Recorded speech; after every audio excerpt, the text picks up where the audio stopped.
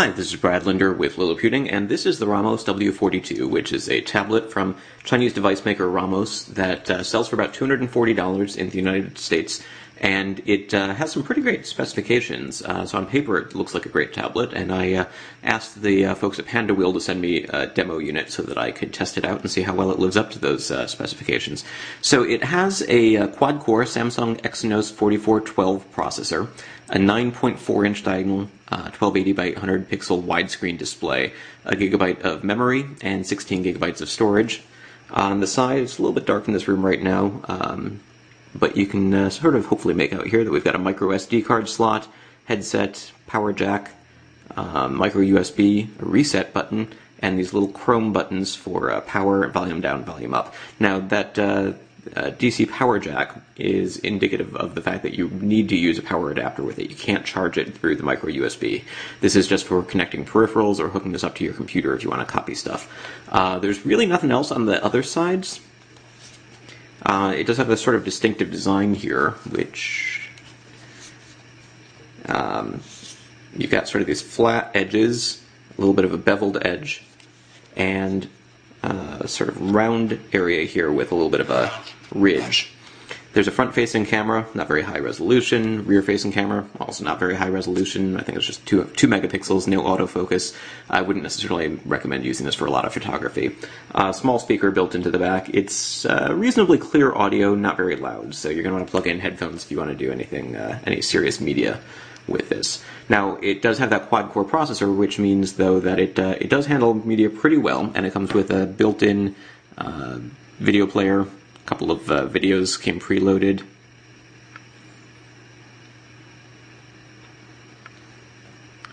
So that works pretty well. It's a 720p video. Likewise, you can use online media. So I went ahead and installed the Netflix application. This device does come with a Google Play Store preloaded, which makes it pretty easy to download and install applications.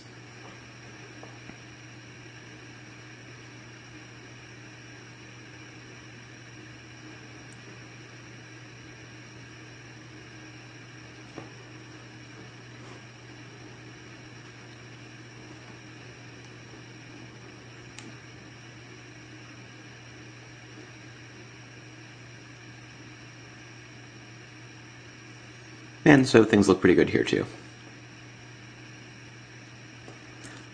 Web browsing is pretty good. There's, it comes with a built-in Android web browser, but it works with Chrome, Opera, everything else I've tried with it. I should really always wait for web page to load fully before I start zipping around here. Here we go. So we're loaded, nice and smooth.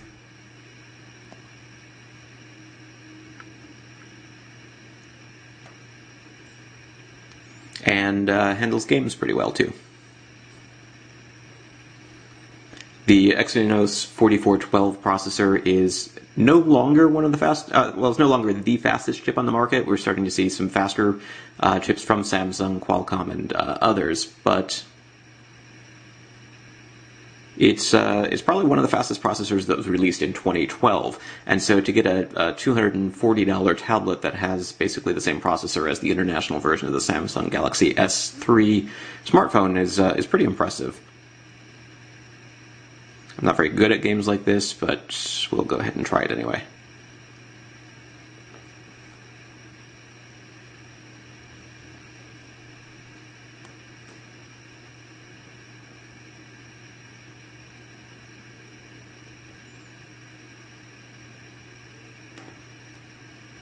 Did I mention I'm not very good at this? So graphics look pretty good.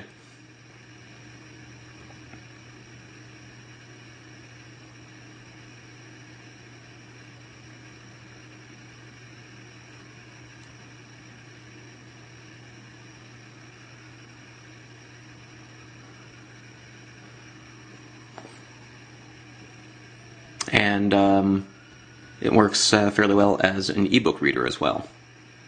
Now, like most widescreen devices, it's really sort of well designed to be held in portrait or in landscape orientation, but it works pretty well in portrait mode as well, although it doesn't quite fit on the camera screen here. And so, I got the Kindle app running here, and I've read most of a 250-page ebook using this device and didn't have any real problems with it.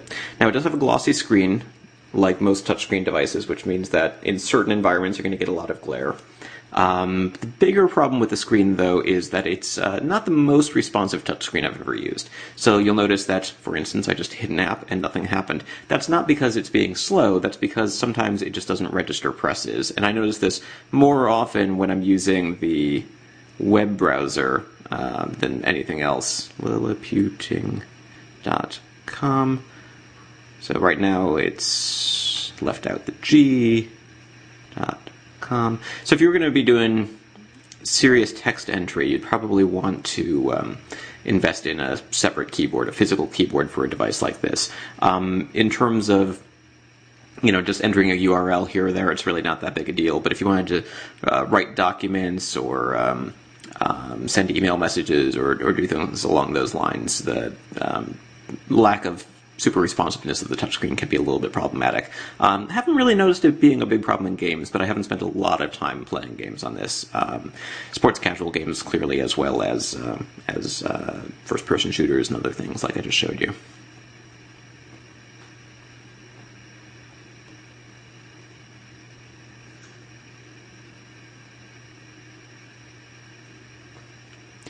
Comes with some apps preloaded, including some that are in Chinese and that I don't really understand how to use, but it's not too difficult to go ahead and install your own apps and uninstall any apps that you don't need. So there's a couple of games that come on here, and Ramos weather application, which only seems to show cities that are nowhere near the United States. So, clearly this is a device that was shipped over from China, as opposed to one that was developed in the United States, or for sale in the United States, but it does come with English as the default language. It's running Android 4.0 Ice Cream Sandwich, not the newest version of Android, and because it is this Chinese tablet that may or may not really have a lot of support, there's no guarantee that you're ever going to get an official update to Android 4.1 or 4.2. It's possible that you'll get an update, but you don't know for certain that you will.